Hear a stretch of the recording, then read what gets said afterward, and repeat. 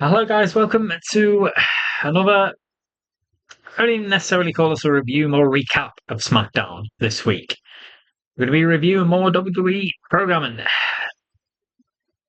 Bad show tonight. I said on Monday, I expressed my shock that we actually got two good shows, two really good shows in a row. WrestleMania Night 2 after WrestleMania Night 1 was dog shit. WrestleMania Night 2 I thought was decent. Finally felt like Mania to me. Acceptable show. Raw I really enjoyed this week. A lot of moving parts, it progressed, a lot of stories through, just excitement. The excitement was there. Oh boy, trust SmackDown to ruin it. It seems a long time ago now, about a couple of weeks into SmackDown, around Valentine's Day-ish, before the Chamber, basically, I posted a tweet. SmackDown is clear Raw this year. I stand by that, it did, for the first 5-6 weeks. Because you had a lot of moving faces in the title scene. What happened? What the fuck happened? Bro. At that time you had Chuck Williams, who was new, the Trick, Drew was champ at the Saturday Night main event before the Rumble. You had Trick, Damon Priest, Sami Zayn, Randy Orton all going for it. Fatu was in amongst that. He was feuding with Cody and Drew. You had 6 different men who you could conceivably see them going forward with in the main event scene. And then, and we'll talk about him, you had other players like Aleister Black and the Wings who could move into that. Since then, SmackDown's not been the same, man. It got carried by Carmelo Hayes. Wasn't even a show tonight for a while. Him not being on a show, it's one of many reasons why I did not enjoy tonight's show. To summarise, uh, the main crux of SmackDown today was to build up for a Raw title. Yes, it involves SmackDown superstar Jake Fatu, but it's him versus Roman looking like going to happen at Backlash in Tampa at the end of the month. Well, the end of May. In fact, no, it's about 2 weeks from now, isn't it? It's like the 9th of May. It's coming up fast. They built up for that more. Cody made an appearance, cut a good promo, I thought. But there was no Randy. No Drew. I mean, we know he's soft filming Highlander, apparently. No Carmelo. No Ilya. What are we doing? What the fuck? Ugh. Even Jade wasn't there tonight. I'd actually rather she'd have been there.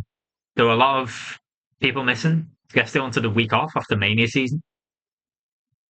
The other reason, honestly, this is one of those weeks where it was so bad, I was like, I don't even really want to review it or recap it. There were times I wasn't even paying much attention because I just, I'll go off on a rant about the outbreaks in a bit. Fuck me. The outbreaks. They're so egregious, bro. I had to come live, say live. I don't record this live. I'm recording this immediately after SmackDown's finished. It's 4:17 a.m. Finished at 4 a.m. my time. Hey, I should fucking stop watching this shit live to begin with because I would be better off safe just fucking watching it back. Well, at least then I can fast forward through all the bullshit. USA Network, how many ad breaks do you want to have? I'll detail some of the ad breaks in the show, and it's fucking insane. I don't know what to say. B, this was a very, very notable night in general, and it could be looked back as a very notable night in future as well, because the seeds of change are there now. Week after WrestleMania is always a week of a lot of changes. You know, you have call-ups from NXT, you have some roster shuffles, you also have some releases, unfortunately. There was a big call today. Two of them just shocked. Well, technically three. Really shocked me. But we'll go through them first. I want to talk about these first. Because let's face it, that was the big news of tonight. SmackDown, that episode was so fucking forgettable. The only major thing that happened really was Tiffany Stratton became the US champion. She did defeat Julia. Looks like maybe Julia and Kiana going at it. We'll get to that when it comes. Releases. First one I heard of was Nikki Cross. Unfortunately, Nikki's gone.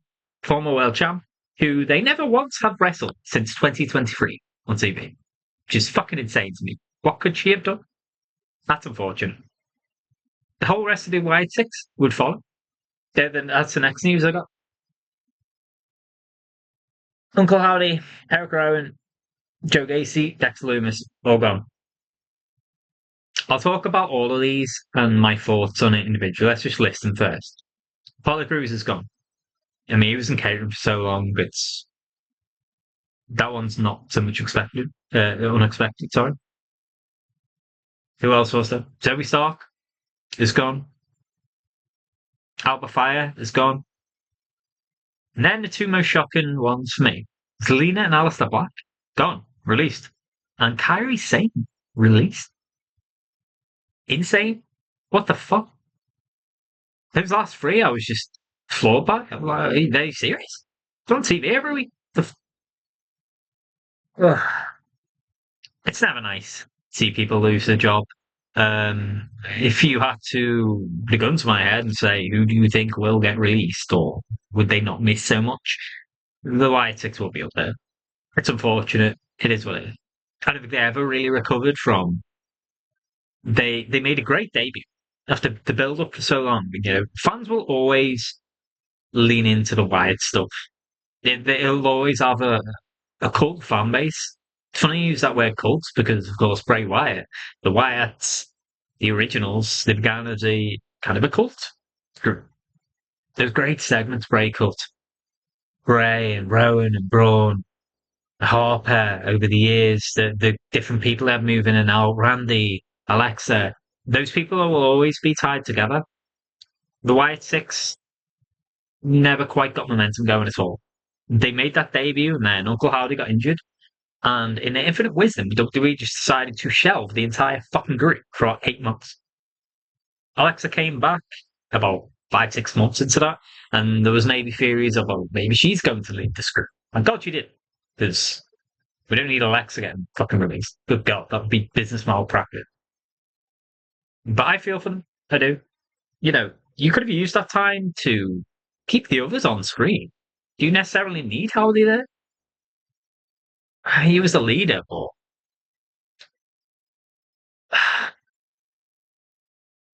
the problem with the White Six, with the MFT, these multi-group factions, WWE's always, pro wrestling, honestly, in general, has always been pretty bad at this. A lot of them are just,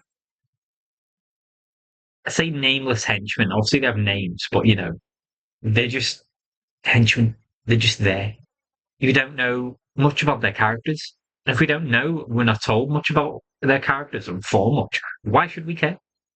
That's how you build rapport, connection with the characters on screen. Wrestling is just show. For all the AEW sickos, especially, love this. For all these wrestling purists, everyone enjoys a good wrestling match, good in-ring action. But the main reason people come back is the stories and the characters. That is what pro wrestling is at its core. You could have used that time to run vignettes with the others, learn more about them. Did Nikki Cross ever speak on camera? She did occasionally, but it was just parroting whatever Howdy Bo Dallas was saying. What was Dexter and Gacy's motivation ever? Was that ever explained? Rowan we know about. He was an OG. Unfortunate to see them go. But at the end of the day, it was coming. I mean, they never even ever did become six. It shows how little the creative really planned ahead. I feel like Alexa was supposed to be the six and was effectively supposed to be the leader or co-leader. And thankfully they shelved her. I think they recognised she doesn't need this. She got, I wouldn't say held down. I mean, Bray Wyatt's a legend as well. I still consider Alexa a bigger legend relative to who he had to be. That stuff, it didn't really work. You look at the fact they never once become White Six. I feel like that's symbolic of their whole run. Just being not completed, not really given a full farewell. Gacy and Loomis won the tag championships at SummerSlam. Yeah, well, before then, but then they retained him at SummerSlam, that banger TLC match. How that has aged, because I just remembered another group that's gone. MCMG, Motion Machine Guns, also released today. In a division where, oh, no offense, they're two single stars put together. One of them's over 50 years old, bro. R-Truth and Damon Priest are your World Tag Team Champions, and you've just released the Machine Guns, one of the few legit teams in the entire fucking company. Fuck, man. What do we do? Why would they go? That's another one that did surprise me. I mean, maybe it shouldn't. They were barely on TV for months. This loops back to Loomis and Gacy. They won the tag championships, and then I feel like myself as well. I scapegoat them for this. That's not necessarily their fault. Let them retain the championships at some point. Then they put them in a promo in fucking AAA. In a program. Sorry, for then they were kind of barely on SmackDown for the next 2 or 3 months. The fuck? So it just killed the tag division. When they come back, they had this never-ending feud against MFT. Also fucking ice cold. Cool. So I do feel for them. Not so surprised to see them go, though. Am I going to miss them? Not really. But that's more, Crave didn't really do them justice in making us care. At the end of the day, it's unfortunate. Folks in Machine Guns, yeah. In the same week, Street Profits finally returned. They were resurrected. I guess now Bianca's pregnant. Montez, it's back to work time. What is the SmackDown tag division right now? Santos Escobar's also gone, by the way. So, the fuck are we doing? Was he in Los Garza? I don't even know at this point, because I don't know who the fuck these teams are. They could stay for months. Angel Garza, wasn't he one? Santos Escobar? Who are the teams? You have... Fucking hell. You have the Miz and Kit Wills. There's another one that's just been thrust together recently. I guess different combinations in the MFT under like 3-bed rule. And you have Truth and Priest, who did defend against MFT tonight. It was against Jason Mateo, Jeff Cobb, and Tamaton. I just don't. I don't know who else is even in that division. No. Look how good it was in SummerSlam. I've talked about this a lot, but I feel like tonight was the official death of it. Because now Profits are on Raw. MCMG had gone. Loomis and Gacy had gone. Andrade left a long time ago. Ray Phoenix was left with no one. They just formed a team and they were fucking great. Los Garza have been ripped apart. Who the fuck else is there? Oh, there's Fraxin, of course. And in their infinite wisdom, they're never on fucking TV. Or whenever they have been for the last 2 months, they've been staring at Johnny Gargano. Johnny Wrestling, who's another fucking great, who will probably end up getting released because they don't know what they got. He's just laying in a crate and they're fucking staring at him. They even did a thing a while ago where they were kind of teasing some dissension between the MC Motor City Machine Guns. Shelley was kind of giving Candice the eyes, and I was like, well, maybe they're gonna like tease a love triangle between those 3. And Sabin, meanwhile, was looking back a bit like, what the fuck you doing? Eyes on the prize. The South Champs, let's focus up. Well, that's obviously the joke. This almost, like, honest to God, I could not. If you'd have tasked me after SummerSlam, drop in, ruin this tag division, you have X amount of time to do it. I don't know, even if I went in and tried, I could have done a more effective job at doing it, as they have done now. Fucking. Speaking of wastes as well, Alistair and Zelina got. Like, why?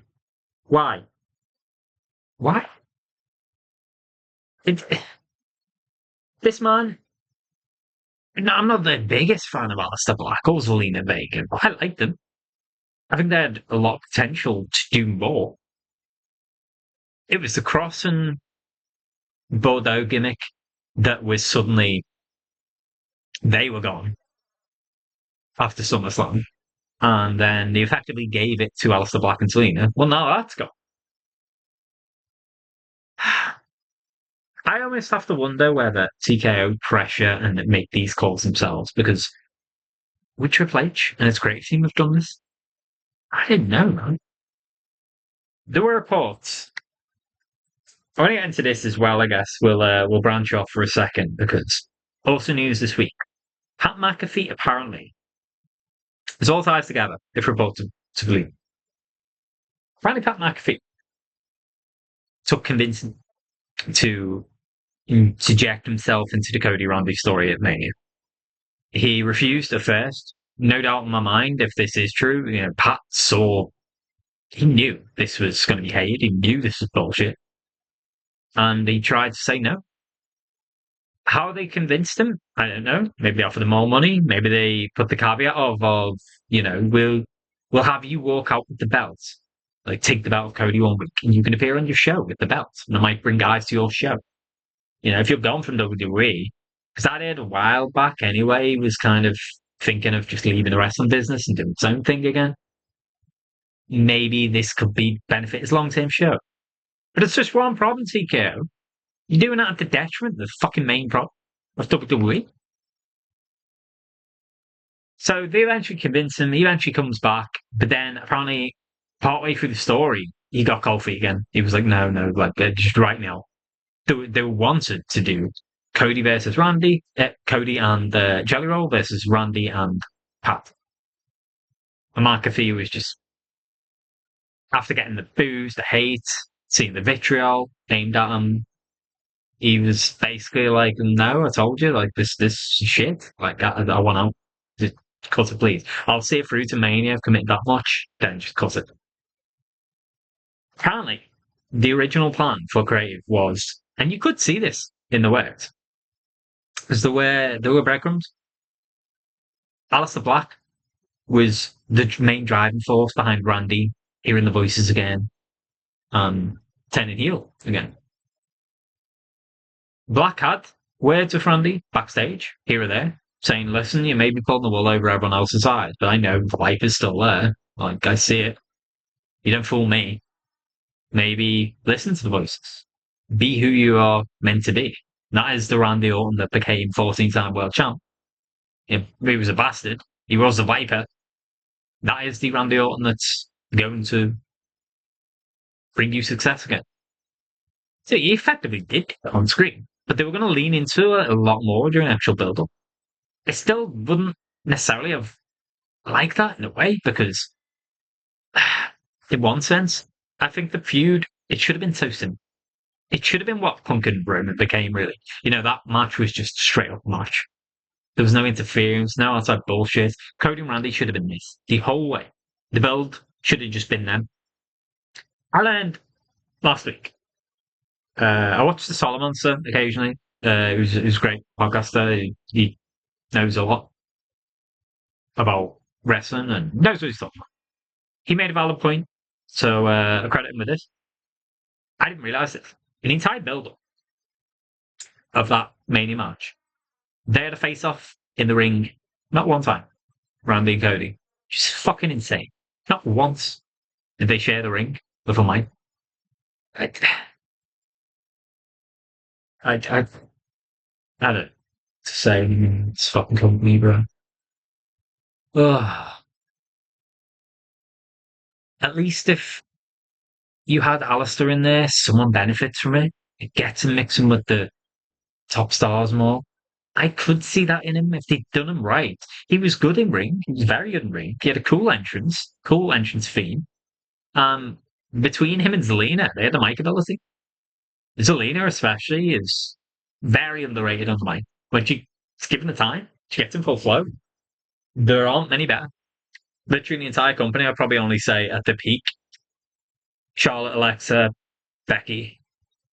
I think they're like the only ones on the mic who I guess, AJ Lee at a peak, but she has been given time since she got back, and she's not really hit home with her promos yet.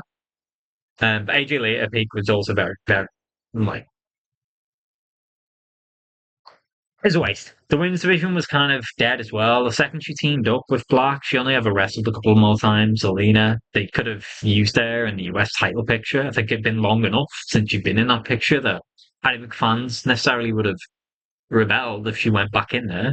Did she ever wrestle Tiffany, for example? That would be a fresh match. I'd have kept them around, man.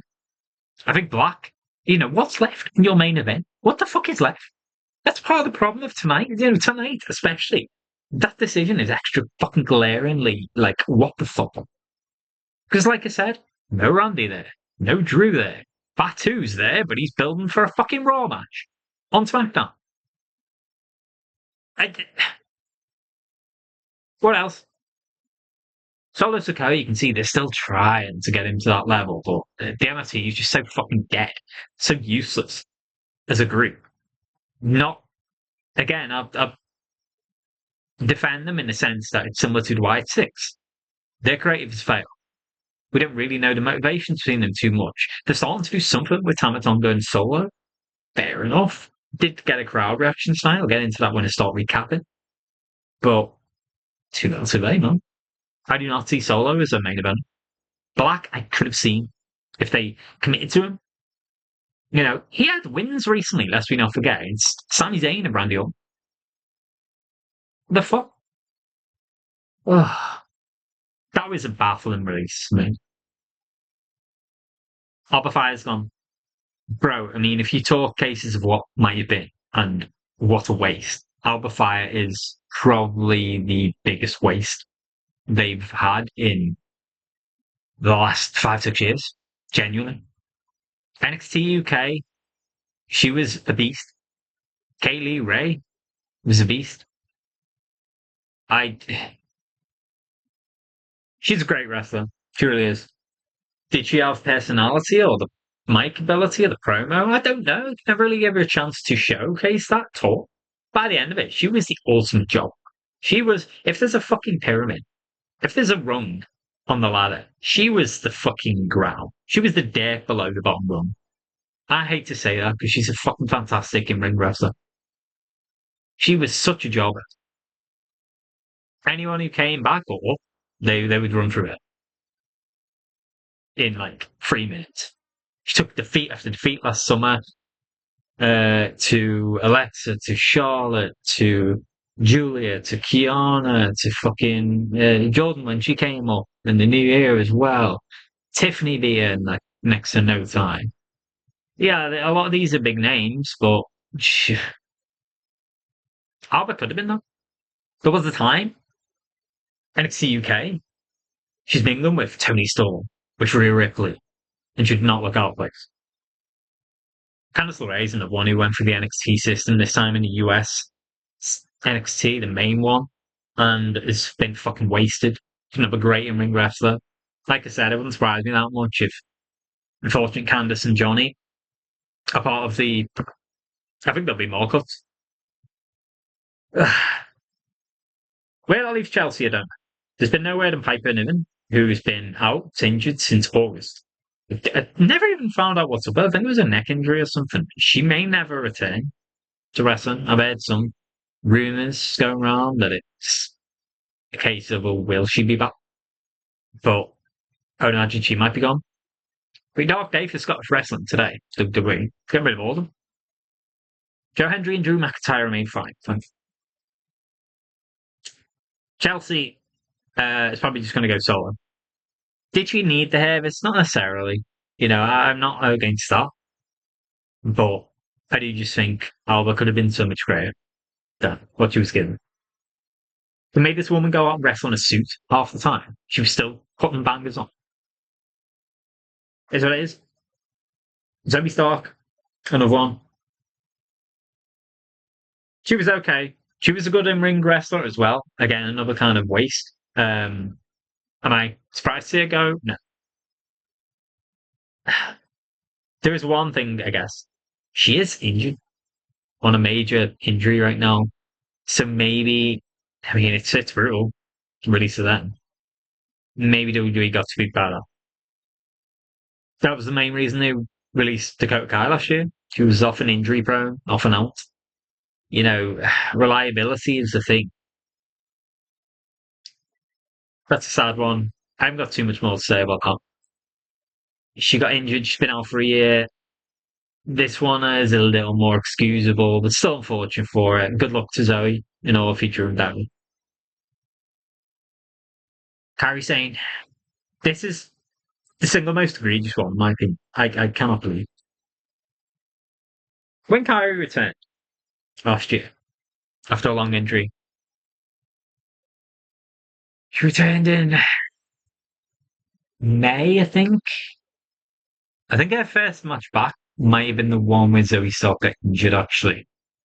Kyrie didn't turn around in time for a drop, and Zoe kind of came out of it. But I don't think you could attribute blame. Kyrie in general, though, when she came back, I thought for the first few months was sloppy. I wasn't doing reviews at the time, so I began at the start of the year, but I would have been very critical of her at the time. She was always at her best with Asuka. I don't think Kyrie was there, but the same for Asuka. Once they teamed together, and then especially after they turned heel, I really enjoyed their run. Really did. And Kyrie, as she shook off the rust, the ring rust, stopped wrestling more and more. It's the problem with not having house shows as well, by the way. You have people out for so long, they come back, and Kyrie was an example. She struggled her first few months of matches. I felt like there was a botch or a miscue every match. And I'm watching it like, she's going to fucking hit someone soon. Every last 5, 6 months, excellent. Great in ring. Kyrie's been back to her best. She's done really good work with Asuka. They're in the middle of a fucking big story that they've been running since October with Io Sky. Kyrie was kind of the one in the middle. Which way is she going to go? I have no doubt if they'd run through this, Kyrie would have eventually turned on Asuka in the big match. In fact, Io became face. I didn't think Io and Io necessarily going to team them, but I think they'd be friends and they'd have each other's back, and they'd both be in action in the singles division overall.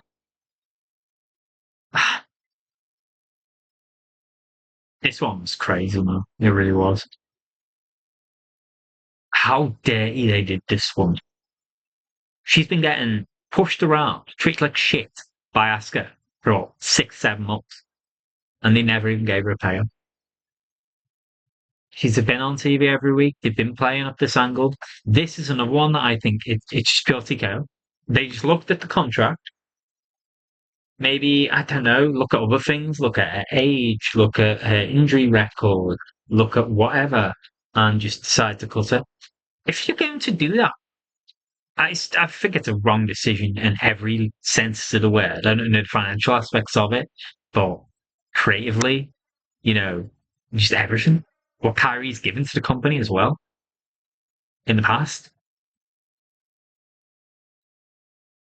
She is the Kabuki Warriors are the record tag champs as a team, I think. Or is that Liv and Raquel? It's probably close between those two. One of the few legit teams in the fucking division. If TKO made that decision, could they not at least have informed Triple H and his creative team sooner? Same with Alistair and Zelina. The fact they were on TV every week, these groups, makes me think it was a decision above the head of the creative team to make these cuts.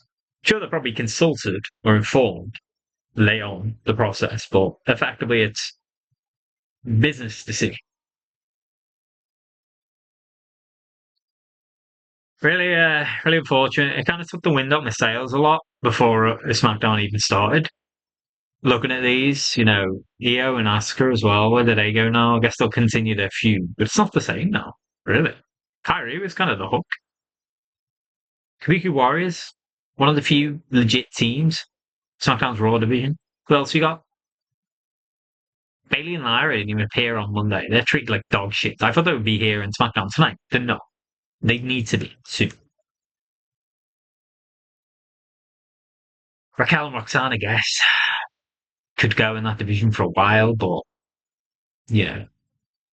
I would prefer to see Roxanne versus Becky before long. I know it's heel versus heel, but whatever.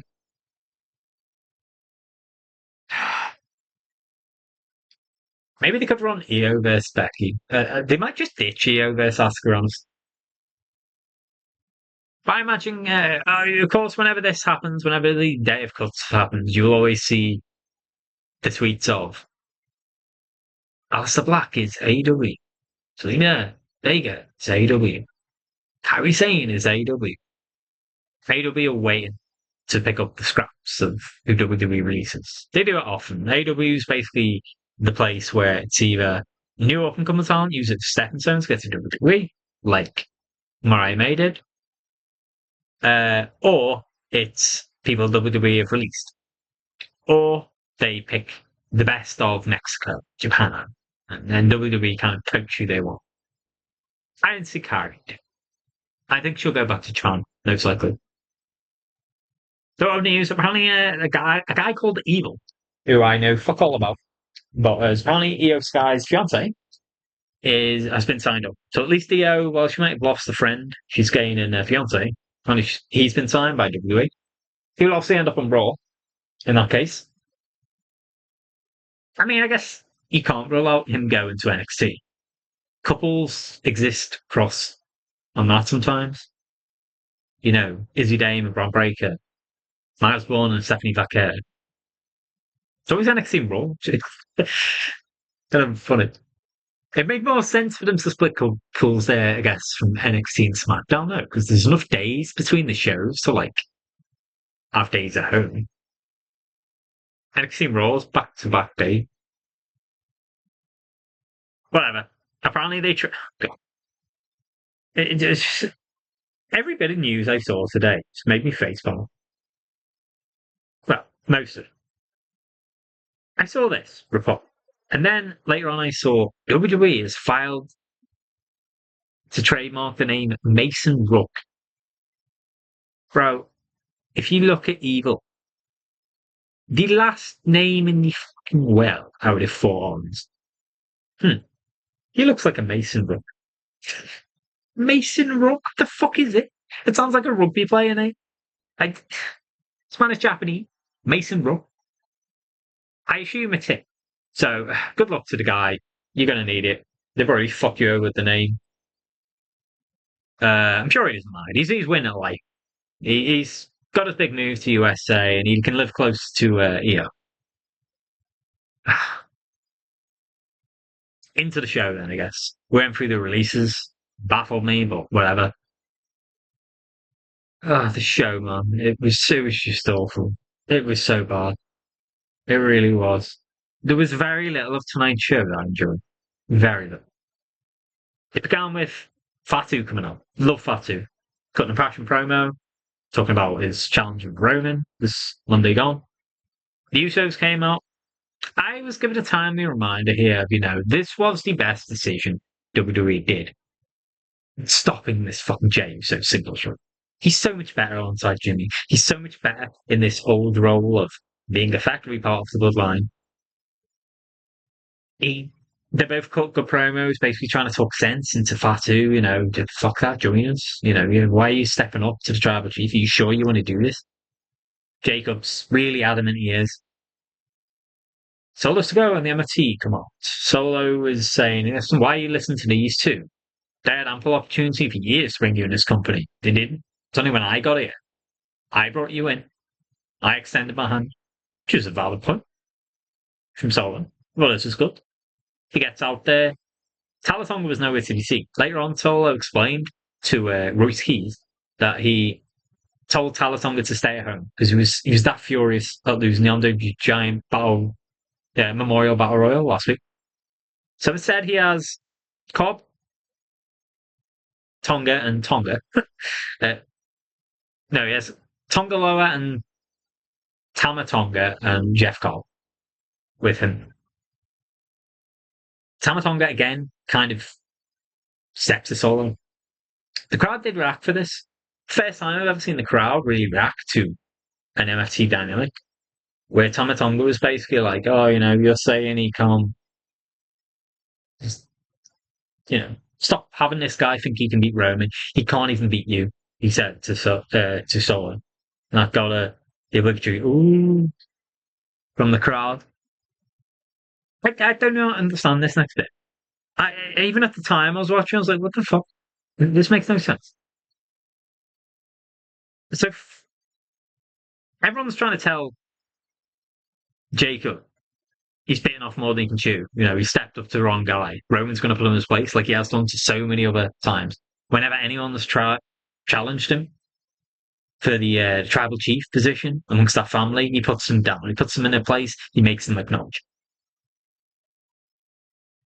Solo's coming out, basically like, don't listen. They're trying to poison you. Come with me. Join my family. Come back. Tamatonga says to Solo, he can't beat, referring to Jacob, he can't beat Roman. He couldn't even beat you. And then, for some reason,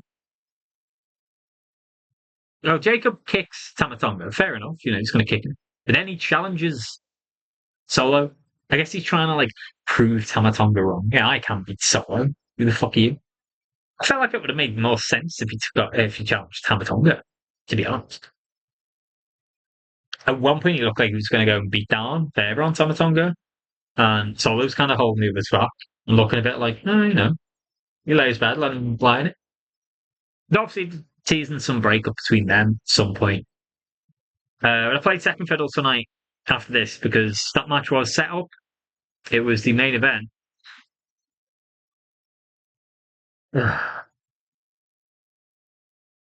That was our main event. It was set up.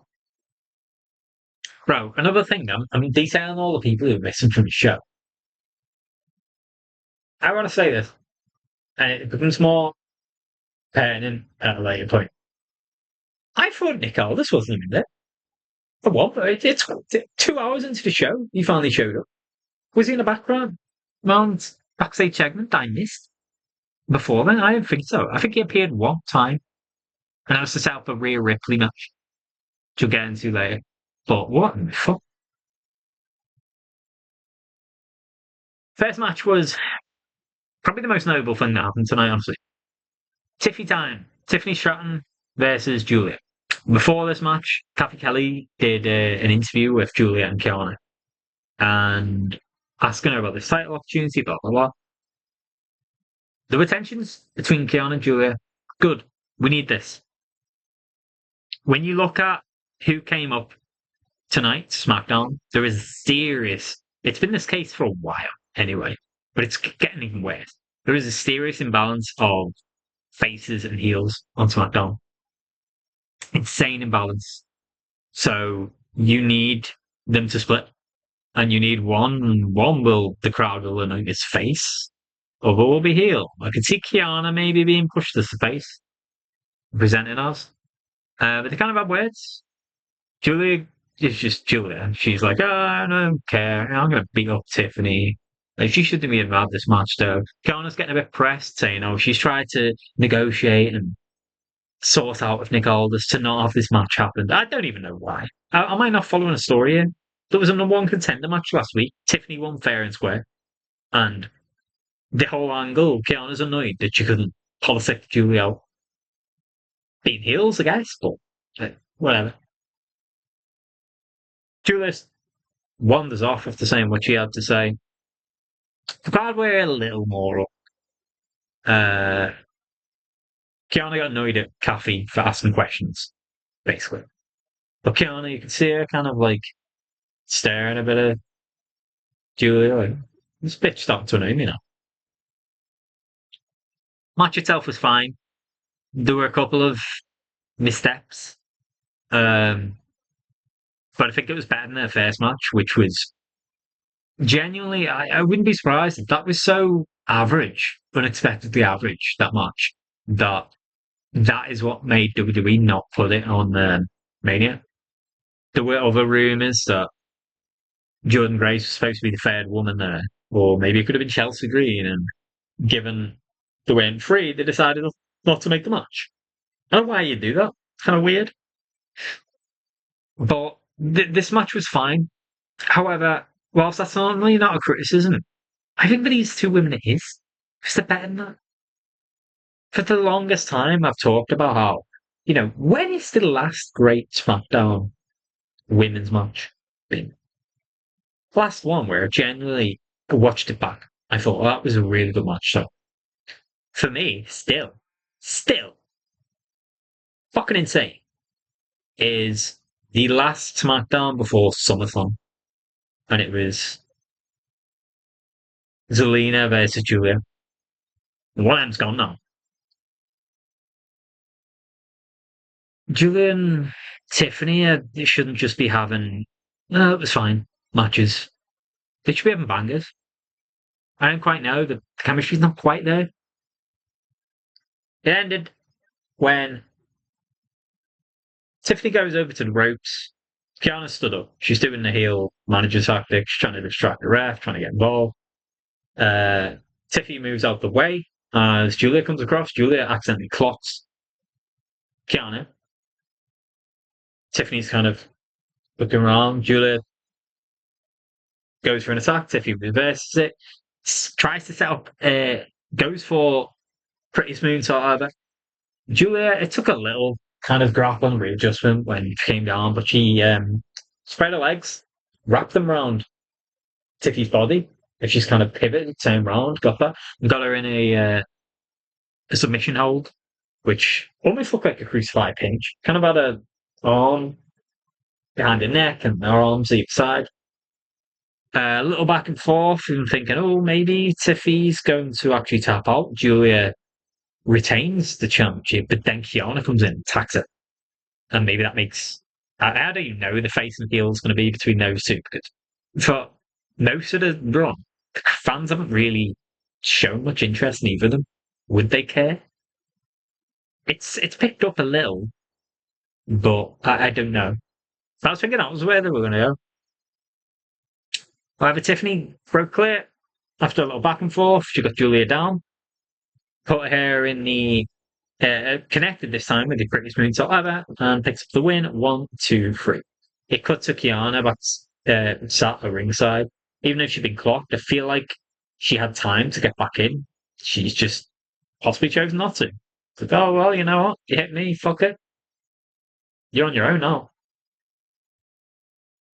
There's almost a hint of a smile from Kiana, actually. They showed a long camera shot of her reaction, and she wasn't grinning, but she didn't look too bothered.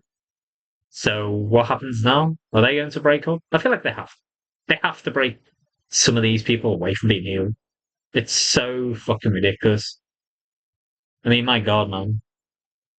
They lost Nikki Cross, who barely wrestled anyway. She was neither. She was kind of a tweener. Alba Fire was a heel, she's gone. Zelina was a heel, she's gone. But again, they weren't really being utilized week in, week out in the women's division. So does it make that much of a difference? The ones that are active, your Jades, your Meachins, your B-Fabs, Chelsea still there. Maybe Chelsea will come back as a face. I mean, the fans want to cheer for her. They still do. So they might as well just fucking make her a face at this point. Face Chelsea is going to happen, I think. I think that is a prediction. That will happen in the next month or so when she's back. If you start taking these steps, it evens it up a bit. Reason why it needs evening up a bit became more apparent after the segment after. Brie and Paige come out. Brie Bell and Paige are new women's tag championship. Tag champions. They came out. Brie was expressing no Nikki tonight. Brie was expressing a disappointment. She couldn't defend it with her sister. Couldn't have their main event together. But she was thankful that the friend that she called, that is Paige, came and helped her. She couldn't have done it without her. She considers Paige a sister too. Paige thanked the audience. She got welcome home chants. Brie had kind of set that up for her, which was nice. She said, I'm glad we got to welcome you home. And the crowd chant that. Paige does her old line of, I'm back. Did you miss me? She does a classic line as well, Smackdown is my house. I'm back home. This is my house. Charlotte Flair's music hits. She's closely followed by Alexa. They're both on mics. They both just walk down to the ring. Didn't speak too much. Didn't need to. Because she knew it was coming. It was, we're glad to see you back, but I think Alexa said at one point, I'm not going to. We've been here. She made a valid point that I made, to be fair, on my Mania review. We've been here every week, like busting our ass, trying to get that title. I don't think she's actually said this, but they helped elevate the championships to begin with. Made the tag division really hot for a few months. I'm not going to give up. We're not going to give up our moment for a WrestleMania moment. Yeah, implying Paige's win was just a WrestleMania. They asked for a tag championship match, and then this is where it became really noticeable to me. I was like, is Nick Aldis even there? Maybe he's backstage trying to fucking break the news, all these fucking talents who've turned up. Oh, yeah, by the way, sorry. Did you not get the memo? A kid, of course. I like to jest off. You gotta find some fucking humour in somewhere, because this show is just dog shit. Where is he? Is it this easy? Because Charlotte's asked for a tag championship. She's got the crowd wooing. The crowd start doing yes, yes, yes. After Paige is like, should we give a match? Paige and Brie both say, yeah, we're down. And then Paige just says, yeah, sure, why not? Bring a ref, get me a ref. Charles Robinson runs down, and that's it. It's just out. I was like, hang on a minute. This the fucking on-air commissioner, the general manager, not supposed to ratify it. Is this how easy it is? What's to stop any fucking random superstar just walking down to the ring, being like, all right, I want a match with you. Get me a ref. All right, let's fucking go. Just made no sense. I don't know if I've ever seen this. They made the match themselves. Paige and Brie and Charlotte and Alexa. It was like, who cares what all this things? And it was officially a World Tag Championship match. Bro, this is where the ads, there's just another bad thing about this night. We had two matches that went, must have been less than 5 minutes. Both of them had ad breaks either side. What the fuck? So they've come out, they've challenged them, they've accepted the challenge. They're all right, we're going to get an impromptu tag match. So, ad break. Oh, I guess we're missing the first couple of minutes. Whatever. Comes back. We get Alexa and Charlotte, we get most of the offense because the champions have got to get beat on. Well, you're waiting for the hot tag for Paige, basically. Just like it was at Mania. The main story was just, when does Paige get the hot tag? She's the new return. She's the woman of the hour. Everyone's just waiting for that. I don't think she ever did get tagged in because within a couple of minutes coming back, JC Jane appears, assaults Paige, knocks her off the rope, throws her into the steel steps, and then Fallon and Laney followed. Fallon Henley and Laney Reed, they assault Brie and Charlotte, who are in the ring, kind of staring after both being down. Alexa gets in, tries to defend Charlotte, manages to fight off Laney and Fallon momentarily. Jason gets back in. She gets, actually, no, I think they managed to turn the tide around. They attack Alexa, got her up in, well, it's like a decent move, actually. It looked like they were going to try and flip her, but they kind of like twisted around. I don't even know how to describe this move, but it looked good. And then Jace comes in and beats down, basically. The amount of outbreaks in this fucking company, especially in SmackDown, USA Network, it's ridiculous. If you're going to have two matches on the card, both go less than 5 minutes, why are you sticking outbreaks during them? Do you need two outbreaks either side? What a fucking waste of time.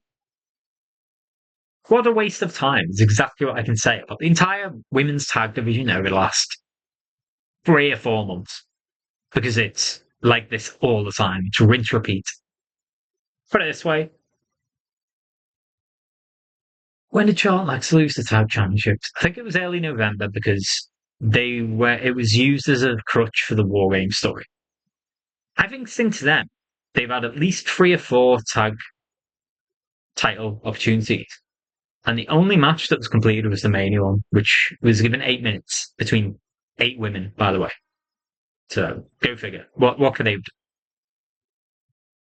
You saw other examples of this? Brie and Nikki when they were going for the tag championships against uh Nia and Jax. What happened? DQ finish. Another team got involved. Bailey and Lyra. What happened when they were going after Nia and Lash for the tag team championships? DQ. Other teams got involved. It's just a revolving door. The only constant is the champions remain there, of course. The challenger will be different every week. The team that interrupts them will be different every week. Often they'll just take a turn. It's a fucking giant cycle. Give them a match or something. The belts, it's making the belts lose luster, lose the value that Sean Letzer and Rhea Neo especially built up. Kabuki Warriors as well. I mean, I think their reign was horrendous. They were just booked badly, but them being a legit team with a long past and a natural connection together and chemistry, those three teams holding it a row. I mean, you can go back a while, actually. Liv and Raquel were good champs. Thought Roxanne did well when she subbed in for Liv. Jade and Naomi and Bianca, when they basically had a freebird rule almost going around, they were good champs. Second, they put them on Nia Lash, it suffered. But you can't even blame Nia Lash for this one. They were not involved. Why do this? I guess they wanted a vehicle, they wanted a way to introduce Fatal Influence to the main roster. But they did this again later on. Clearly, Laney and Fallon are going to own a tag here. I hate that I ranted more about that and not Fatal Influence coming. But I did speak about this on Monday. I'm very, very happy to. Well, I mean, they're all great wrestlers. Bro, I would say, like, possibly the top 5 best women's matches this year in WWE all come from NXT. One of them was Fallon and Laney versus Soul and Zarya versus Ren and Kendall. That was a fucking banger. All these women can wrestle well. I mean, like, really well. That thing I was talking about, SmackDown's women's division, hadn't had a great match in a long time. That's going to change with these involved.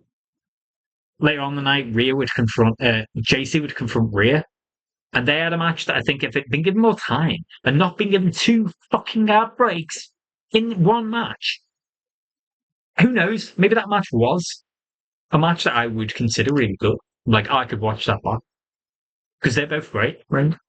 And what I saw was good, but unfortunately, what I saw was about 4 minutes. And what I didn't see was about fucking 6 minutes. It's hard for them to have great matches when they're never given time.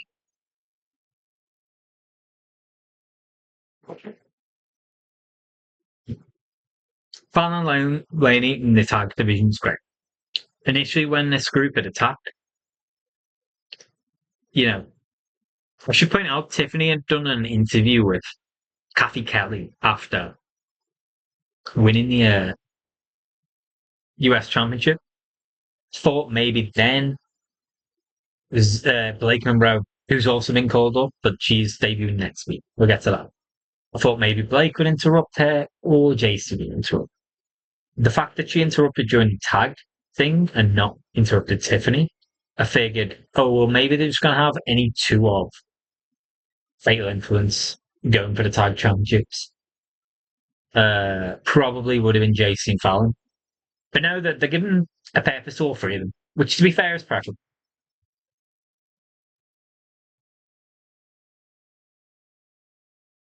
I guess we'll cover that segment now because it makes more sense. Rhea came out. This is much later on the show. About an hour or so later, at least. Rhea comes out. It's the usual stuff, Mommy's home. I'm your champion now. Jade, you did at least give me a good showing on Sunday, which you did. I think everyone gave Jade her flowers. I don't think anyone expected her to do as well as she did on Sunday at Mania. I don't think anyone expected them to work as well together. If there's one thing about feuds, typically you tend to remember that, put it this way, it's like what people say, make your final image last. The lasting image is the last thing. Well, that had a good end, at least that feud. I assume it's at an end. I don't know. Jade wasn't there tonight, nor was Michiro or Beefo. I'd read that in a report earlier. Apparently Jade had asked for this night off weeks ago or months ago, so I guess we'll find out what her intentions are when she gets back. But Rhea basically at the end of all of it said, if anyone wants to challenge me, if anyone thinks they're up to the task, come out. And Fatal Influence got an actual intro this time. Because they'd done the running before, they got their entrance theme, which is a banger. It's one of the few Death Rebel ones I don't mind at all. I love their entrance as well. It didn't do the whole entrance where they come out the ring and everything, but it kind of did the fade. It's kind of blurry, and you see them come out. But they'd gotten booze when they broke up the women's tag title match. But I figured that had happened because it was about 3 minutes in. The Fort Worth crowd, who I want to say tonight were really good. I think in general, the Texan crowds lately have been easily the best in the USA. Because I thought San Antonio, they were in San Antonio recently, was a good crowd. They're in Dallas for an NXT PLE a while back, and that was good. Houston has also been good of late. But Fort Worth, again, I thought was a decent crowd tonight. I don't think they were given much of a good show. A lot of the big stars, like Drew, like Randy, went there. Like Carmelo, like Ilya. But still, they were given something back, to the performers, and they were into it.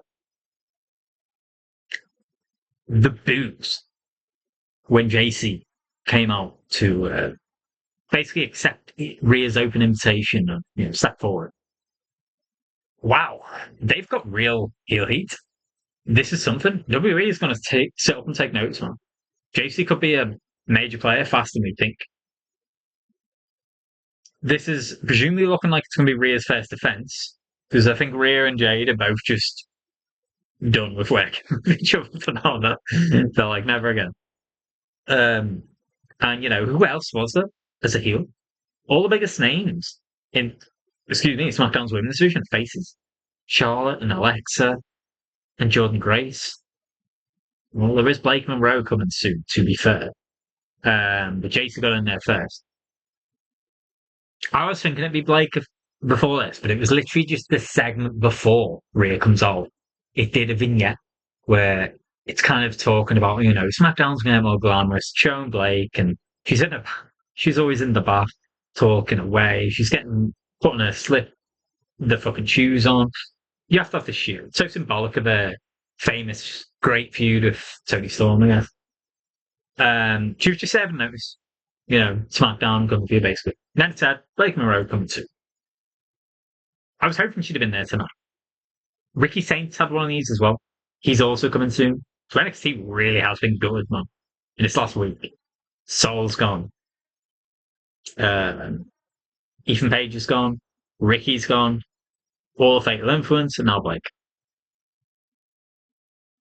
When you look at the title scene, Blake Monroe, Mariah May, has always been, since the day she got in WWE, always been one of those who you could drop in the main event scene of either main roster brand, and she does not look out place. She's a star. She's huge. She's going to be huge. I don't think. I don't know. I mean, was her match on Tuesday the reason why not? I guess maybe they had Sol debut on Raw, but then appear on NXT the next night. I guess I should touch briefly upon NXT as well, because I don't review NXT, but I'll make reference to it. I thought this Tuesday show was really good. I'm not going to go too much into it. Let's just talk about the things that are relevant to main roster right now. Ricky, they've currently got a feud with Shiloh. He's probably going to put him over on Tuesday. You would expect. We all knew Sol was going to put Zari over. Sol had a really bad fall. They had a great last woman stand match. Right at the end, I thought the end was perfect. They kind of on the top balcony thing that they use in NXT occasionally, and they have a bit of a hug. And they're kind of crying a bit like, all we've been through, what's it come to, we're fighting here. And then Sol's face, as she's hugging her, kind of gets serious. She gets angry. Pushes Sol off. There are two tables set, like that.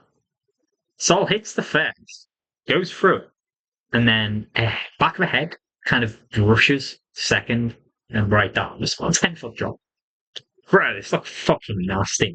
You could see Booker and Vic Joseph's reactions as well. Booker drops his fucking notes, his script, and it's just like, they're both like that. Vic's like holding onto Booker's arm. Oh my god. They just speak to it. Thankfully, I think she's okay. She obviously went into concussion protocol here. She was given 8 staples, I think I heard, but it seems like she's fine. Later on, I think she posted a tweet a day or two ago, basically saying thanks NXT. I love you. Hope to see you again sometime. Thanking the NXT crowd and locker room and all the production crew. Blake and Tatum had a fucking banger again, back to back. Bro, I would not have minded both of them coming up, honestly. How the fuck is Tatum Paxley still in NXT? She's amazing. I love Tatum so much. She's fucking great. I've never seen her have a bad man, ever. She's insanely over. She's a baby face. She should have been on SmackDown. At one point in this match, did a casket. It makes me laugh. I'll tell you why. But they both ended up in the casket together and the lid shut. And I thought, oh, I wonder if this is a way they both lose. The championship then becomes vacant. You could have someone else win it. Maybe they're both going to lose. So they're both going to go to SmackDown. In the end, the refs almost immediately they were like, no, open it back up. We've got to carry on. Blah, blah, blah. It looked like Blake had won at one point. She got taken down. But Blake's fake NXT championship that had found its way in the fucking carpet area gets put in as a wedge. Taking notes up. They beat on each other again. Taking to the Spanish Fly at one point of conference. So great. Really, really, really good match. The better of the two. I think there were two bangers though. But I think this was better than the last one Sunday match. In the end, Tatum puts Blake in the casket, close it, and it's over. The reason why I'm laughing is I'd seen a tweet earlier this week from someone. So credit to them. I don't remember who it was, but it was them. So I love the idea that to finally get rid of Blake, you have to basically like kill her from a show. You have to really like send her to hell. Send the woman from hell back to hell. Because Tony, they had the Hollywood ending match, which was really like brutal, hard hitting match. And Tony was saying, I'll banish you to hell. Bloody Zarok finally overcomes her in a brutal affair, and then like Mariah, this is. Then Blake turns up in NXT. The only way to beat her is put her in the casket. I love the idea as well that it's Tatum afterwards, she's celebrating, and then she's talking to Shiloh. She's like, yeah, I sent her back to hell. I love the idea that hell is SmackDown Live, because I don't think Tater told any lies there. She did. She did condemn her to hell. Fucking hell. But this match was this Tuesday, so I guess there maybe just wasn't time for Blake to get there, or this was a late call up. Either way, they just run a teasing vignette, but we know she's going to be there. Same with Ricky Saints. Great to see him on SmackDown. I mean, I don't know where the fuck NXT, where does that leave Tony D? There's Joe Hendry up as well to Raw. But I spoke about this on Monday. Very, very happy for Ricky. He deserves it. He's been there long enough now. I don't think there's anything else left for him to do in NXT. He won the North American Championship. He won the NXT Championship. He's the last man to pin over Femi. In fact, he's one of only 2 men to have pinned over Femi. The other one was Tony D, was it? Or was it Ethan? I think it might have been D'Angelo. Ricky with his past, with Cody, etc. It's going to work out nice. The imbalance, the SmackDown heels, in the women's division and the men's division got worse. So all of these people are heels. All of them, literally. How many baby faces do we have left, man? Fucking hell. They're kind of sending a trick into that. But Cody, Fatu might end up in Raw. Might end up heel as well, because he's going to lose to Roman. And then the question is he going to acknowledge him, or will he come back to SmackDown? The fact he was on SmackDown tonight made me a bit hopeful he'll come back to SmackDown. I think they need him more. But I don't know. Anyway, I detoured off the button. Apologies.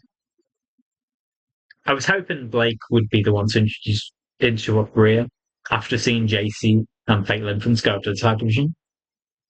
But at the end of the day, I do not mind JC interrupting at all. They got real serious heel heat.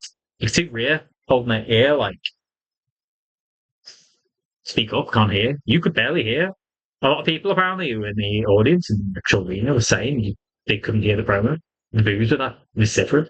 It was like Dirty Dom level at least. It was really impressive, and they've got something there clearly. JC's decent on the mic. You give her the no. Fallon got some words in as well. They talk this shit. Rhea's like, listen, I did see you earlier. I saw you attack a bunch of legends in Paige and Brie and John Latzer. And she basically said, well, be careful what you do. Basically, like, fuck around, find out, effectively. The match gets sorted. This is when Nick Aldis finally appears. He just appeared. Makes the match.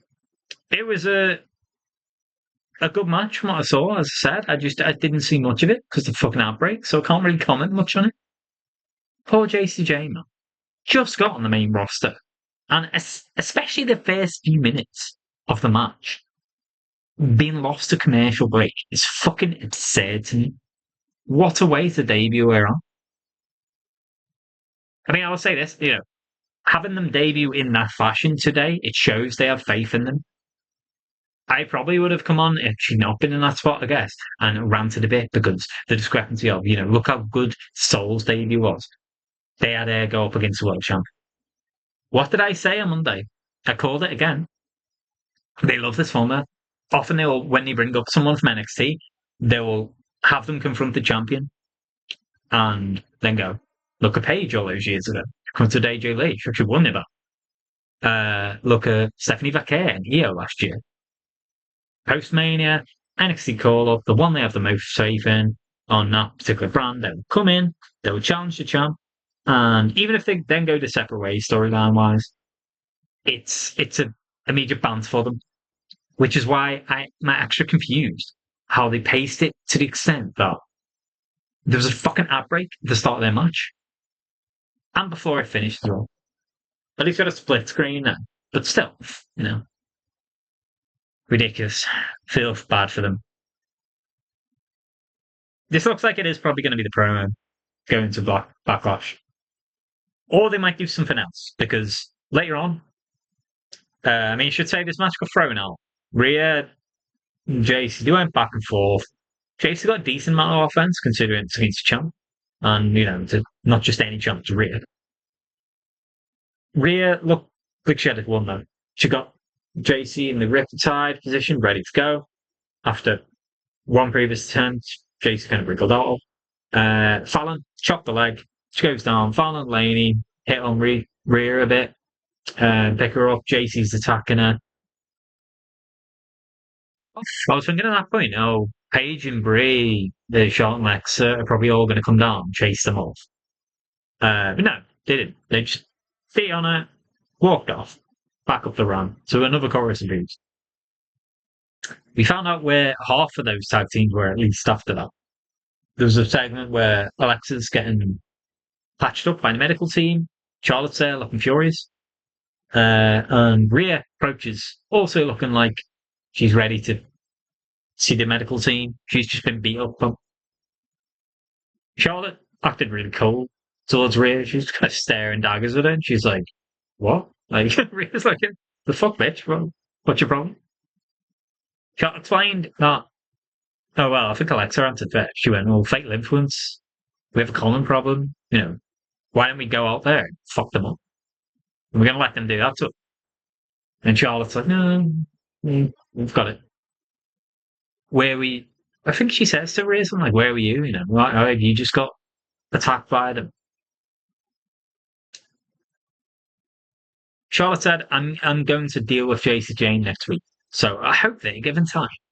But again, look at a good show of faith that is for JC. They put her in there with Rhea and Charlotte, who are probably the two biggest names in the division, alongside Alexa. So add three then. That is a real big show of faith. Charlotte continued to basically throw shade at Rhea. Then she storms off. Alexa gets up, looks at Rhea, is basically like, don't take no notes. So she's just like, she walked off. Are they maybe teasing a 6-woman tag match? Possibly a backlash? Because I could see that, sure. I think that is probably the way they're going to go. Rhea, about an hour or two before the show, someone else had suggested the idea on Twitter of JC and Fatal Influence going after Rhea. And it said, one thing that concerns me is she just went into a promo, Rhea, this is, and beat a team of 3. Jade got a faction together. That's why I thought Jade was going to win it, maybe. She got a faction meeting and beef up. Yes, Rhea occasionally had a hero come and equalise it, but she overcame the odds. Even then, it was 2v3. They overcame the odds to beat a woman who had a faction 3. Rhea's never going to lose her first match, for sure, her first phase. Are they really going to have it go against a team of 3 again? And beat them all again? I mean, it's Rhea Hogan to the max then, but... So maybe they're bringing Charlotte and Alexa on her side to kind of do this. I could see them doing that and then maybe teasing a long-term tension between Rhea, Charlotte, and Alexa. Because realistically, they should be the upper carders. They should be the title picture right now. Like I said, I don't think Rhea, especially nor Jade, would really want to work together after the drama they had. Tiffany's now US champ. Jordan Grace had just got to the roster. She still needs to kind of get her stripes first. But she had a world title opportunity.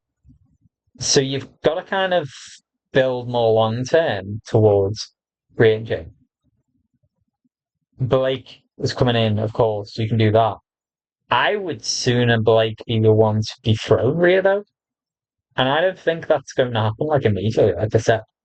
So I think what you should do is use Charlotte Alexa going after the tag championships, kind of having tensions with Rhea. Make a triple threat. A month or 2 down the line, doesn't have to be Backlash. Do the 6-woman tag. Maybe the next PLE, or, in Italy, or whatever the fuck. Money in the Bank, even. No, that's September this year. Whatever they do in, like, June or so. You could do that. Then I would use that match as a vehicle to kind of break Charlotte Alexa up. I think by that point, ideally, you've changed some of these many heels they have in a women's division to face. And you can afford to turn Alexa face, which I think what should happen. And use those this time basically as a way of introducing Blake to the roster, getting her some wins, getting her some stripes. I wouldn't even mind if she got back on and picked up her old feud with Jordan Grace again, because they're great chemistry together. They had 3 really good matches. Then you do Blake versus Rhea at SummerSlam. I don't mind that at all. Any of those women, you look at it now, like who's going to be the one to dethrone Rhea eventually? It's one of those 3, I think. Charlotte, Alexa, or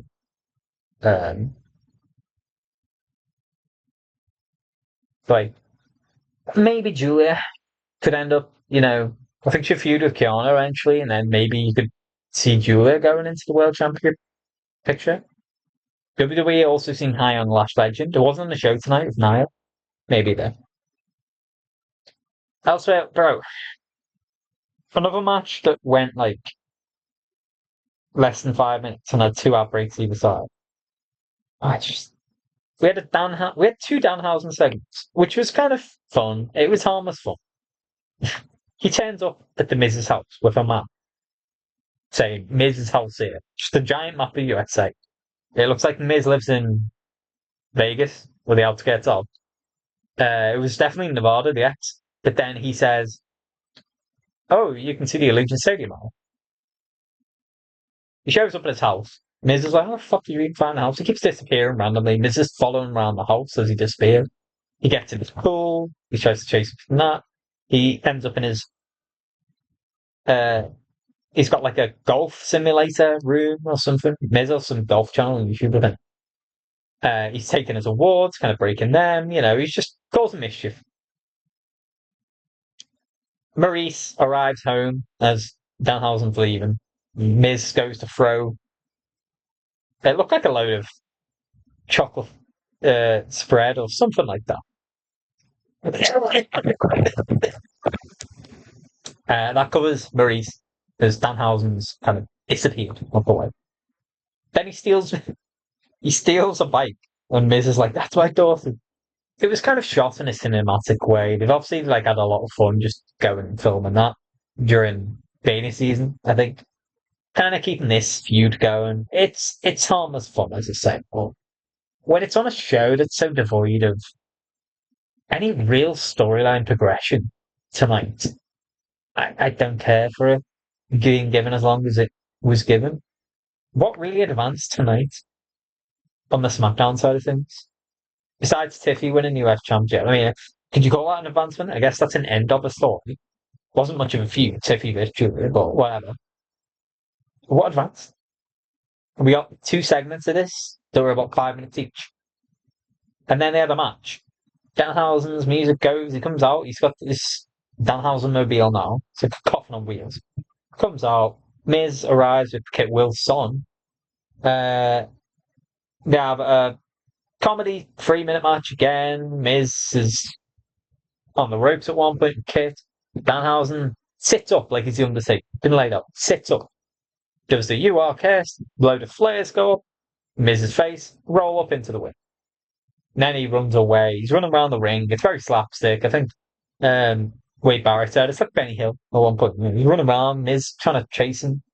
Gets under the ring. Disappears. Appears behind or besides Kit Wilson. He just hops over him and Miz accidentally takes out Kit. These three are just seemingly destined together for forever now. Of WWE just doing these little skits with them. And Danhausen just infuriating Perry. Ad break after ad break after ad break though. Like, how can I enjoy the program when it's just non-stop ad breaks? I've said this before, I'll say it again. You gotta hook the audience. I'm a boomer. I'm not one of these goldfish memory or attention span people where I'm just lost instantly. But fucking hell, so many outbreaks. I find myself on my phone or something, and it's hard to get you off. It's hard to grab my attention again. Are you going to grab my attention again? But you're doing shit like this. I don't want to hate him. And it was harmless fun. I think it just feels more egregious when it's on such a dog shit program. That did nothing. If you'd have missed tonight, I would have said you missed nothing.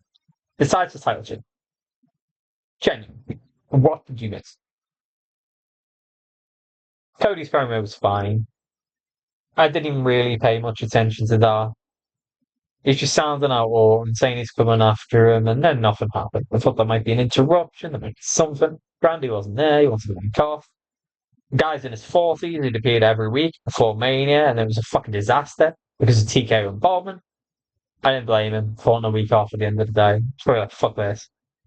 Any time to regroup. Honestly, the rest of the show, man, I don't even know what to say.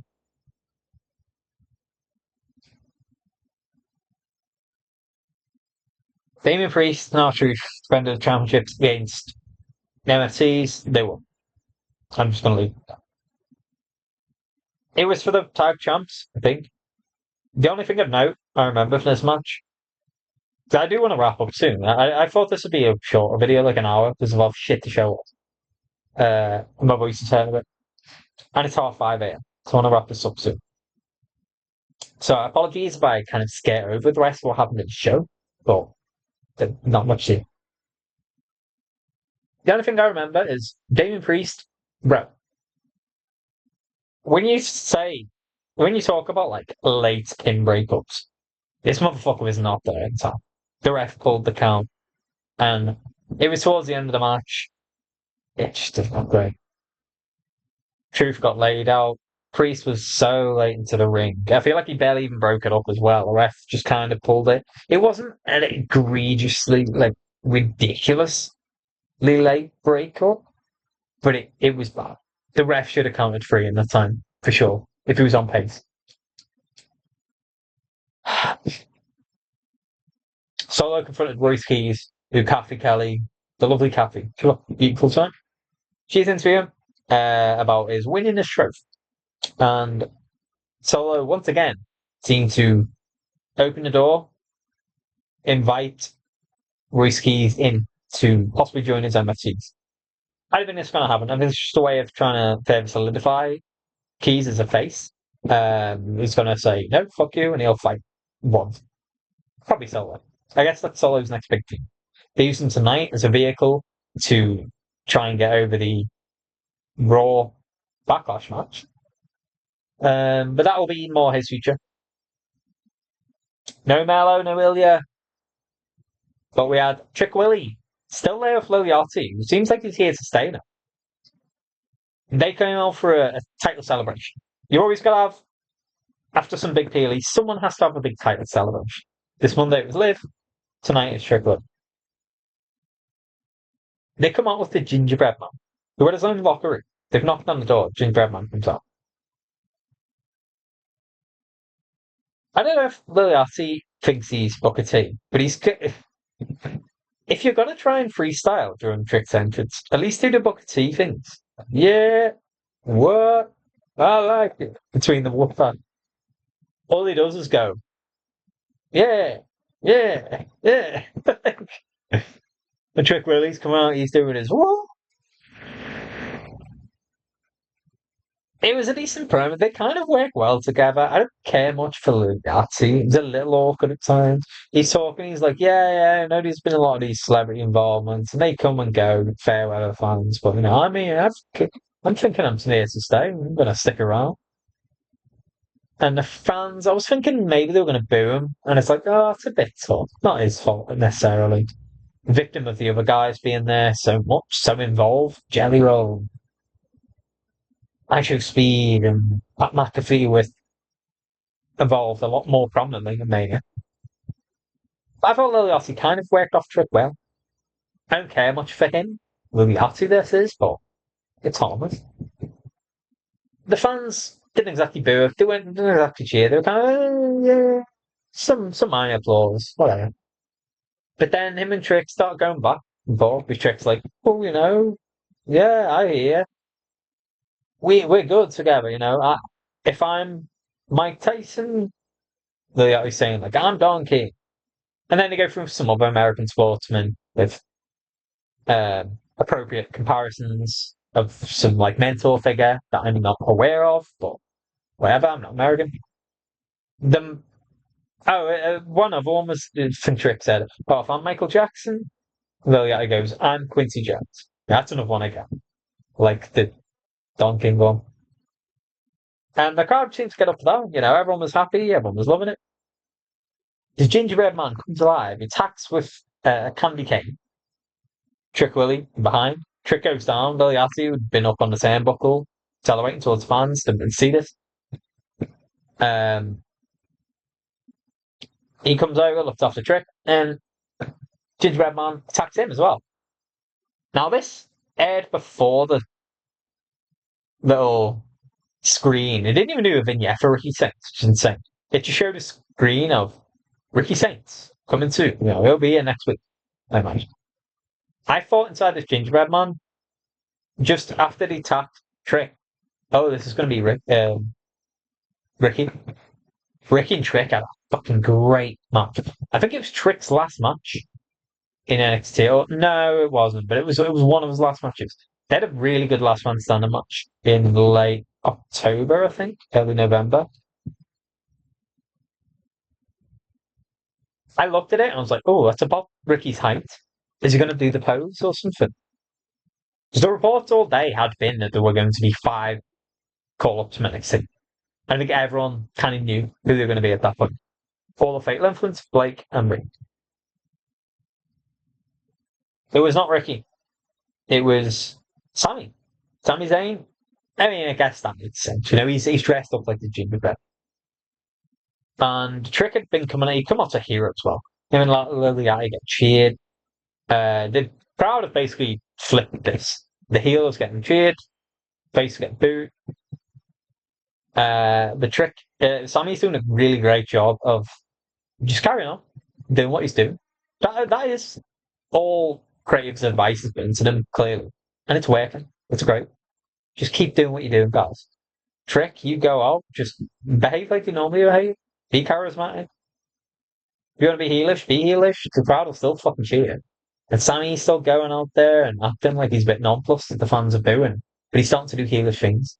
He's assaulting Trick from behind. He's assaulting the celebrity guy who's there with him. He looks like he's going out of the ring and he lubricates in the ginger red suit. Fair enough. I was looking at it. I was like, man, those feet look slippy as fuck. He didn't slip his ass here. Look like a car.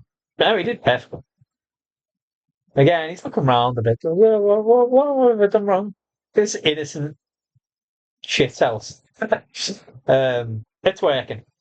The only thing is, did they need to keep this story going? I I didn't mind it only because they weren't given much time at all for a match of me. They fell victim to commercial mania. On night two, which is better night for it, they still were pretty hard done by. 7 minute match. So they never really had a proper way of like telling their story or anything like that. So I don't mind it in that sense. But at the end of the day, they've feuding since like January. You know, Carmelo and Ilya didn't even get on the show today. Bruce Keys is now in the division. Ricky's coming up. Are we going to move away from something else? I could see them doing this as a quick blowout feud. Give them a match. Give them actual time. Because they're good wrestlers, especially Sammy. Give them time in Tampa at Backlash. Or at Saturday Night's main event. Or even Clash in Italy. Maybe they drag it that way. 3 main events next month in May. Do it at one of them and then move on. I think we should do Trick Carmelo next. Big notable thing here was Liliati said we're dropping the open challenge. Good. I think everyone expected that. You had to have a heel win it first. I mean, he's heel by name. You still get cheated. You had to have a heel drop it first to do that. There were some boos when he said they're going to drop the open challenge. The fans are just stupid. In this case, you have to drop it. Everyone in the roster had a fucking chance at this point. There's no point rehashing it. You need to build stories for this belt again, make it mean something, not just be exhibition every week. Yes, it was often some of the best television on SmackDown when Sammy or Ilya or Mello were putting on fucking bangers for it. But I love their explanation they gave tonight. It was so true. They're kind of talking about Trick Williams is the story. He's charismatic, you know. You want people coming after him, want him to be the big thing. With Trick Williams is a star in limited supply. You know what I mean? Like, he's a premium act. We want this. Don't want to give every fucking random jobber, every jabroni, I think, like I said, an opportunity at this. They need to earn the right to be in the ring with Trick Williams. Classic, predictable response, but perfect one. Perfect explanation for this. This was all really good. I like this segment a lot. I would have preferred Ricky to be in the suit, honestly. And then maybe you could say Sammy kind of like hide him to do it almost, and that solidifies Sammy's heel turn. But I don't know. I mean, they might debut Ricky as a face for a week. Fucking, he will be there next week though. Oh, really? That one might be a little after because he's faced Charlo on Tuesday. I assume he's got to put Charlo. That has to be. Blake had wrestled this Tuesday, so there's a little more of an explanation as to why she's on there tonight. Yeah, I don't know. NXT's in Orlando. Orlando, you could have got to fucking Fort Worth in 3 days. Who knows? They might have just decided, like, in the last day or two, oh yeah, well, we'll promote these to SmackDown.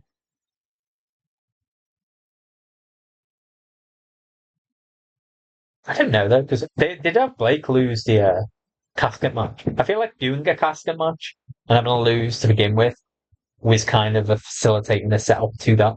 So, like I said earlier, I love the idea that you have to literally kill in kayfabe Blake Monroe. You have to bury her in a coffin or end her in a fucking. You have to send her to hell to get rid of her. She's such a menace. But that's needed.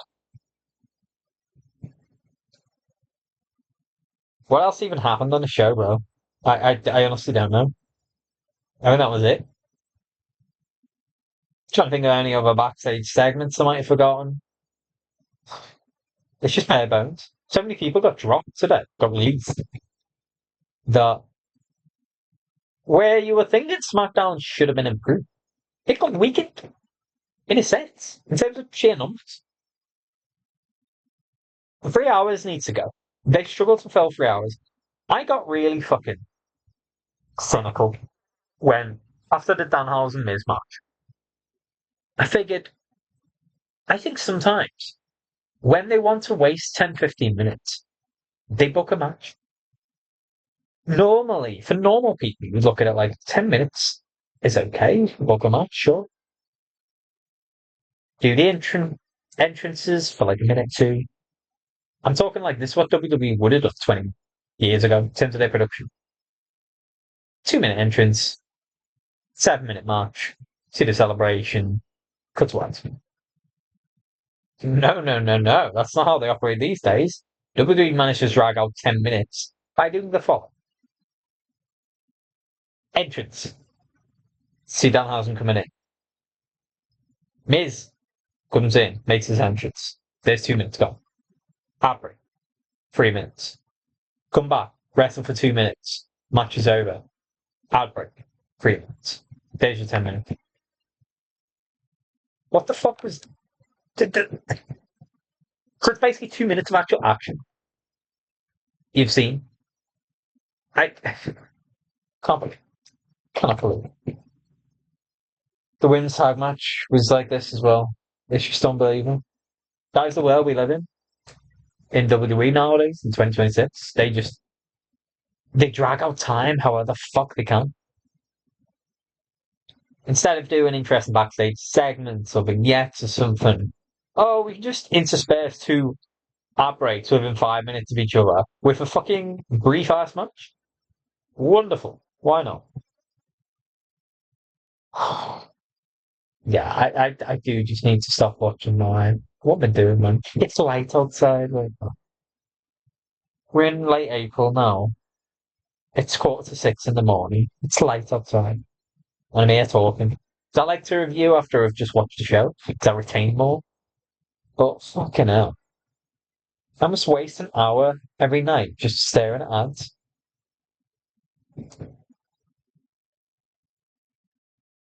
This genuinely, like, the more I think about it, the more I'm annoyed and get. This might be the worst SmackDown week. It's just getting worse every week. Why is the main event promoting Raw's story? Leave that to Raw. I don't care for anything even that they picked tonight. It's nice to see Jacob got a good promo at the start. The opening segment, it was fine, but the MFTs aren't going to be involved, basically. I don't even really see what the Usos did that much tonight. If you take tonight out of the rest of the feud, what? Roman's not going to be there. I'm not going to criticize him for not being on SmackDown. His job is to be on Raw most weeks, and he was. Why are we bringing this here? Because Randy didn't show up? Because Drew's not there? Because what else are we going to do with Cody? Have him come out, talk for a few minutes? Cody's not medically cleared yet anyway. He's still got that huge China. The main event was fine. It wasn't a bad match. It wasn't a great match. I wasn't that interested in it. I was kind of half paying attention to it. It was very routine. I feel like I've seen so many combinations. This just struck me of all of last summer was Fatu going up against one of the MFTs. So we've seen it all before. It wasn't interesting. The Usos came out to the top of the ramp. At one point, the MFTs were there as well. Jacob's basically saying to Uso, no, stay back. I told you to stay back. Don't think you can help me and get me off Roman's back kind of thing. Of course, the MFTs have to get involved. It looked like Solo was going to have it won. He did with Splash. Jake kicks out. Very late kick out. Wasn't as late as Priest's breakup of the pin of True. But this was a very, very late one. He cut it close. Bro, the NFT. I mean, the shit out. I don't really care if the creative have not given me a reason to care. But talk about getting job. They tried to assault Jacob again. Jacob takes them out, pins Solo. He then takes all four of them out, effectively. He beats the shit out of Mateo and Tonga, Tamatonga, this is, with chairs. Sets the chairs up over their throats. Jay and Jimmy have come to like the ring gate, and by this point they stood up, and I'm thinking, oh, are they going to get involved at all? They never did. They just stood there the whole time, watching. Jimmy looked like he was pissing himself. He was laughing. They He runs the ropes, either turnbuckle, does a hip attack into both chairs, basically fucks these guys up, drags Tonga lower. He rolls out the ring, Tonga lower by this point. He was outside the rings, kind of staring. He gets him up on the announce table, splashes through him, gets back in the ring. He's kind of staring at Jay and Jimmy. And he's doing his fucking headband. He's popping. There's no werewolves running wild. He looked great doing it. It's helping get Jacob over as a more dominant threat, as an absolute beast. We already know he is, though. We've seen it before. After how bad Cody and Randy's feud was, I hope for that continuation of that tonight. We can get a couple with some of the releases. It was a bit of a depressing night, but I am delighted at all of the call-ups, honestly. I think they're all good. Did Lainey find herself on her feet, really? Yeah, okay. She's only been there about a year. She really didn't fall on her feet. JC and Fallon absolutely deserve it. I can't hate on Lainey being the main roster, though. It's unfair, I guess, to bring JC up and leave the other two, especially Fallon, who's been there since 2021 in NXT. He's done everything there. That's been great. But then if you bring up JC and Fallon, it's unfair to leave Lainey behind. Lainey can go and ring. She just needs more character time and stuff, and we can get invested in her. So they bring go for it. It was a bit of fly in the wall of Jasmine Nix's house when she was there tonight. I wonder what she thought of this. She was part of Fatal Influence for quite a while, a couple of years, and then she left in September, I think, because she wasn't getting paid enough. Feels bad, man. Blake getting called up is obviously big. It just said coming soon. They didn't say when she was there next week or whatever. I hope they don't take too long bringing her up. I'm Ricky as well. Because, what are you doing in that case? They might focus just on the Backlash programs first and then bring her in off this Friday after that. But at the same time, it's a 3 hour show. You're going to be able to find time for someone.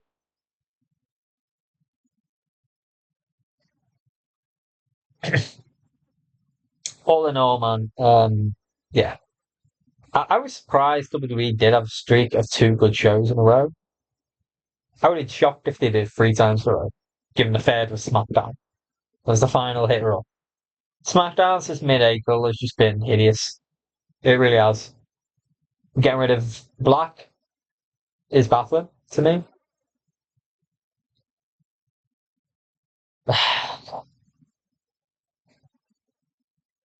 I'm going to end it here. We'll be back on. I don't know when. I mean, I actually did individual breakdowns for each show, but there were so many moving parts this week with the call-ups, with the releases tonight that I felt I felt the desire to review it ASAP because it was big news, big shift to the landscape, new era. Triple H always says it is actually a new era.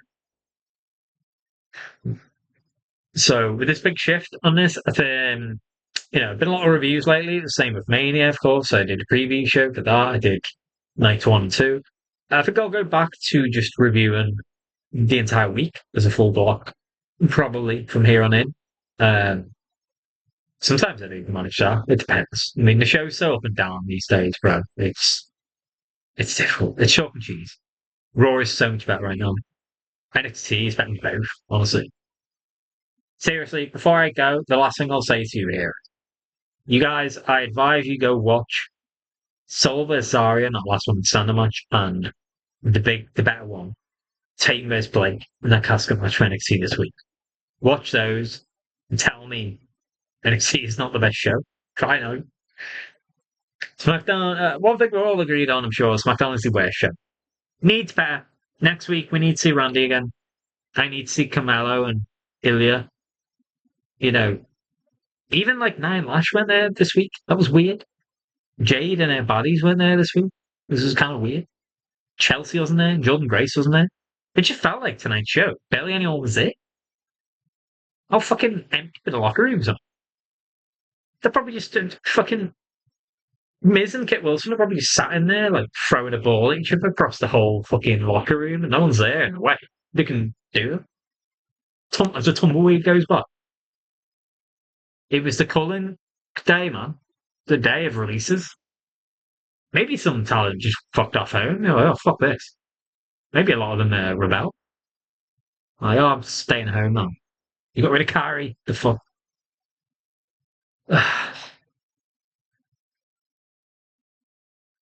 Work to be done. Really is. Before Backlash. Um, yeah, let me know what you thought of this show, guys. And I'll possibly see you later. If Monday is actually good. One final thing I will say, though, actually, on that note. I am also extremely surprised we did not see Bailey or Lyra on SmackDown tonight. I would send both of them over. They were not on Raw at all. They were not on SmackDown at all. What are we doing to them? I pray. I do not log off now and see more news of more releases, and it's those two. I'm starting to get scared. If they get released, I might just be done forever with this fucking company. Why are they not on SmackDown? Look how many heels have you promoted up? 4 of them? Like, what will we do? I was convinced they'd be there tonight. Anyway, guys, let me know what you thought of the show. And I'll see you when I see you. Let's hope Monday is better.